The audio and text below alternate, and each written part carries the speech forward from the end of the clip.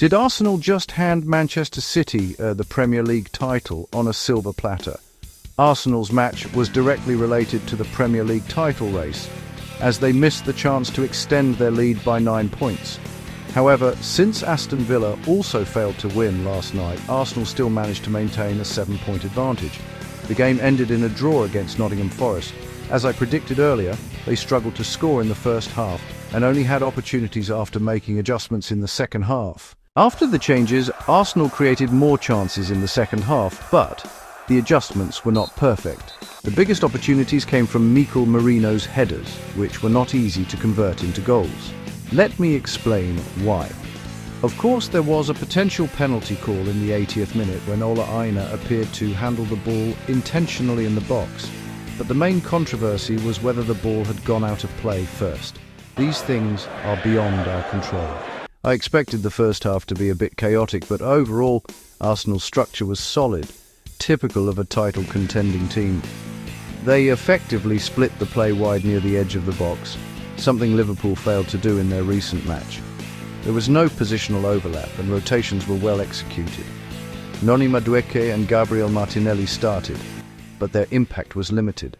Why? First, credit must go to Nottingham Forest's defensive structure, which was a 4-4-1-1. This so-called 4-4-1-1 code was the same setup Manchester United used to secure 3 points against Manchester City recently, a compact defensive masterclass that covered every area effectively, denying Arsenal many opportunities.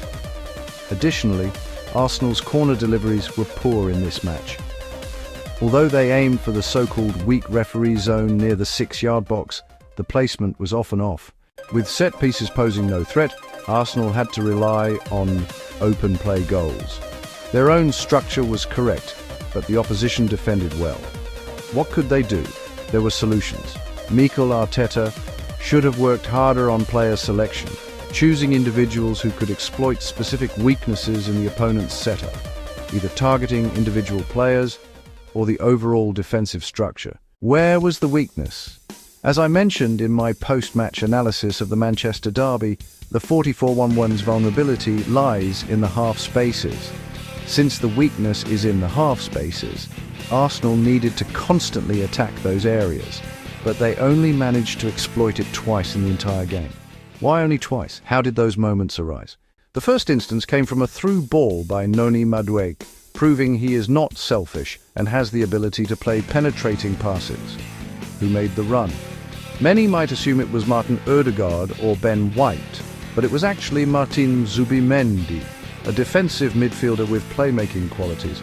It's rare for a defensive midfielder to make such runs into the box, and the fact that he was the one doing it suggests the player who should have been there, likely Ødegaard, failed to fulfill his duty of making the so-called strong-footed run. Ødegaard's role is more about controlling play and linking up around the edge of the box rather than constantly making runs, which is why the first half performance was underwhelming. What should have been done in the second half? They needed to bring on players who could make strong-footed runs into those half spaces. Gabriel Jesus could have been deployed on the wing to make those runs, or if Ødegaard was to stay on, Mikel Merino could have been used to attack the half spaces with his strong foot. This could have been the key to breaking through. Arteta did bring on Leandro Trossard at halftime, who is capable of delivering those half-space passes. The second successful attack on the weak point came in the 64th minute, when Trossard played a through ball into the half space. Declan Rice made a run to the byline, and Bukayo Saka headed the resulting cross. This was the best chance of the game, but the opposition goalkeeper made a world-class save. The problem was that such plays were too few, lacking enough players making strong-footed runs into the half spaces. Arteta failed to make the necessary midfield adjustments early enough. This is why both Liverpool and Arsenal struggled in this round. Their issues were centred around the two key areas near the edge of the box. Liverpool's problem was chaotic movement, while Arsenal failed to use the right players to exploit the opponent's weaknesses. After Merino replaced Ødegaard in the 57th minute, he played more on the right rather than using his left foot to attack the left half space, so his runs were not in the optimal positions. It wasn't until the 80th minute, when Jesus came on, that the setup I suggested was finally implemented. But by then, it was too late. This substitution showed that Arteta was reflecting on his decisions, but the change came too late. Will he figure it out for the next match against Manchester United? We'll have to wait and see the starting lineup. I'll break it down in detail during the live stream. Some argue that the tactics weren't the main issue today, but rather individual players underperforming. When the tactics are sound, it comes down to execution. Aside from the two key positions near the edge of the box not being filled correctly, Victor Gyökeres also had a wasteful moment in the 40th minute. When the team is struggling to create chances and the opponent gives an opportunity, a top-team striker must capitalise. He had a one-on-one with the defender already on the ground, but Gyökeres' first two touches were poor, his angle of advance was not ideal, and he had to adjust, slowing his momentum. By the time he was ready to shoot, he was forced to take a long-range effort instead of entering the box. A one-on-one turned into a long shot, proving his poor control, which allowed the defender to recover and block. I've mentioned his issue with poor first touches and control in my transfer analysis. Even in his goal against Leeds United, I pointed out that his run was not particularly impressive. It was just that the opponent was weak.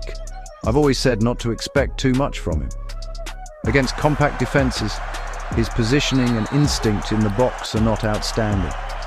His biggest improvement has been as a target man, but in that role, Jesus, Kai Havertz and even Marino from the bench are still better. His main selling point is speed, but it's not always effective, leaving him in an awkward position. As I've said before, in a comparison between Gyökeres and Madueke is clearly more useful. Signing Gyökeres felt more like adding a speed option to the 3 or 4 forwards available. If Arsenal had signed a truly reliable goalscorer up front, they might already be leading by 12 to 15 points. Thanks for watching.